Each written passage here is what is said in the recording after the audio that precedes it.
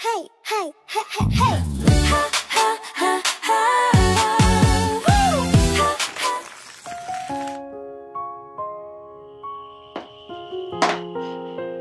Dyan, anak. Yan. Nay, bakit hindi mo man lang sa akin sinabi na lumipat ka na pala ng ibang pinaglalabahan? Paano mo nalaman? May nakapagsabi lang po. Hindi ko na sinabi sa'yo kasi ayokong mag-alala ka. Gusto ko sa pag-aaral ka lang nakatuon. Na hindi ba ang pangako natin sa isa't isa walang lihiman? Huwag ka na magtampo, anak. Gusto mo ba mawala ng trabaho yung nanay mo? Sira pa sa mga tao. Madali lang naman ako kausap eh.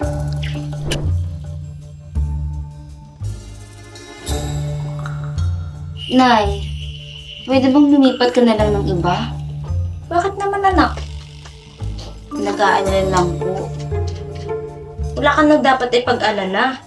Mabait naman yung pamilyang pinagtatrabahuan ko. Bakit pa kasi kina Brandon ka pa napunta, Nay?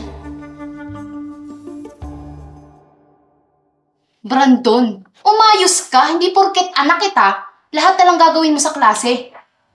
Tapos hindi ka pa nagko-comply sa mga subject teachers mo. Ibalik na lang ako sa Manila. Kaya nga kita pinag-aral sa public school, para may matutunan ka. Bakit hindi mo gayahin si Peter? Matalino na, responsableng bata pa. Ano bang problema mo't hindi mo magawa yun? Pasensya na mahal, hindi ako si Peter. Magkaiba kaming dalawa! Brandon, kinakausap pa kita! Napakabastos na bata.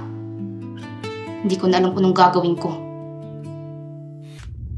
Be, ang hirap ng sitwasyon mo. Kailan mo ba lang sabihin kay Tita Lynn ang totoo? Ayoko namang idamay sinay sa banta sa akin ni Brandon. Kaya nga gumagawa ako ng paraan para sa iba na lang siya magtrabaho. Anong gagawin mo niyan?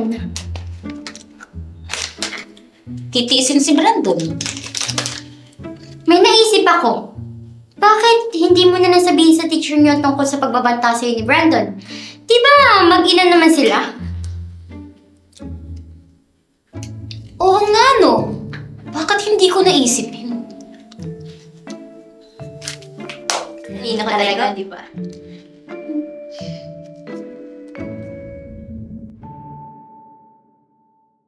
Bago niya pa magawa ng masama ang nanay ko, sasabihin ko ng totoo kay Ma'am Ana. Kaya mo to, Ivy. Para sa nanay mo. Para sa kapayapaan. Pasok! Good afternoon po. Oh, Miss Manalo. Anong kailangan? Ma'am, pwede ko po ba kayo makausap? Oo naman, maupo ka muna. Ma'am, nahihirapan na po talaga akong pakisamahan si Brandon. Baka naman po pwedeng sa iba nyo lang siya igrupo.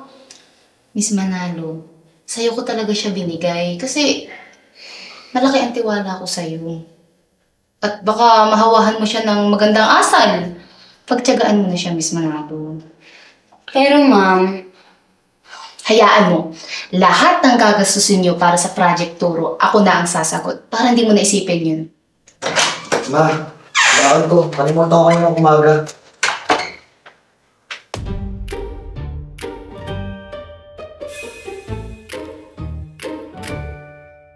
Tandali mo, Miss Manalo.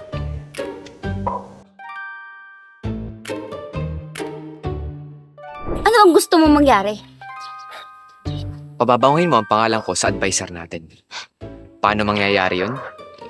Sasabihin mo lang naman sa kanya na malaki ang naitulong ko sa Project Turo. At babaguhin mo ang trato mo sa akin sa labas man o sa loob ng school. La, asa ka? Gusto mo bang mawala ng trabaho yung nanay mo? Sira pa sa mga tao. Madali lang naman ako kausap eh.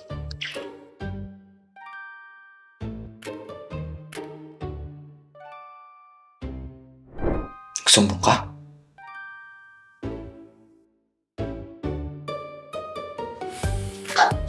Ma'am, alis na po ako. Ha? Miss Manalo, di pa tayo tapos mag-usap? Hindi na po, ma'am. Okay na po. Talaga? Salamat, Miss Manalo ha. Tatanungin kong utang na loob sa'yo yun. Sige po, balik na po ako sa classroom. Okay, ingat ka.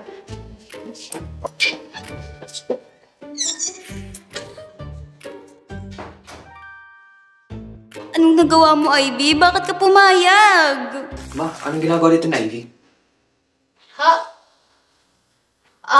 May pinakisuyo lang ako sa hall teacher ko. Kayo po pala ang nanay ni Ivy. Kaya po pala parang namumukhaan ko po kayo. Opo, ma'am. Napakasipag po ng batang yun. Pinagtsatsagaan nga po akong turuan dahil hindi po ako marunong magbasa at magsulat. Paglalabada lang naman po ang alam kong trabaho para maitaguyod po ang pag-aaral niya. Kami lang po kasing dalawa ang magkasama sa bahay. Nakikita ko naman po talagang napakasipag pong bata ni Ivy. Ay, ma'am, huwag niyo na po sanang ipaalam kay Ivy. Baka po kasi mahiya yun at hindi na po makapag-focus sa pag-aaral.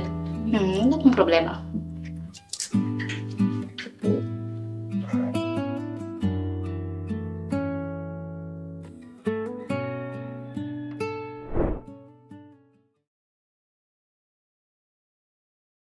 Magkano ang total expenses na rin para sa school supplies? Bali 980 lahat.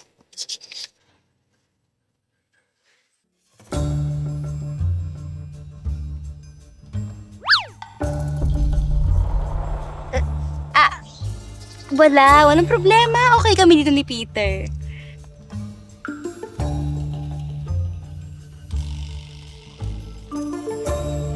Kapal ng mukha. Nagkaka-grades nang wala namang ginagawa. Ay, salamat na pirmahan na yung letter. Pwede na natin isagawa yung project turo.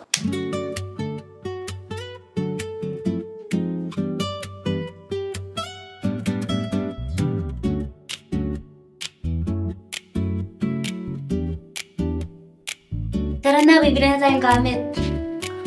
Sige.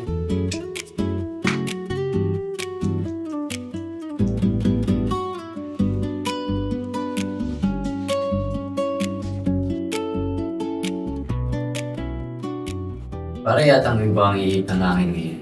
Ano ba pinakain mo dyan kay Evie at kapag kausap ka para maamdaw pa sa'yo? Malay ko. Dalawa lang naman yan eh.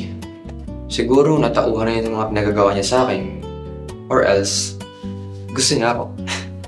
Alam mo bro, tara na sa cashier. Pugin-pugi ka na lang sa spray.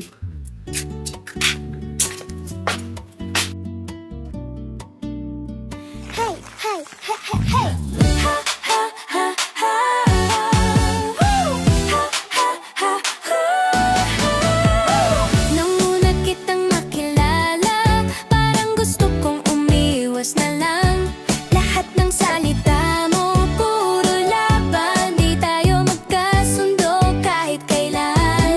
Araw-araw tayong nagkatalo, parang laging may bagyo. Pero kahit Siya nga pala si Peter at si Brandon.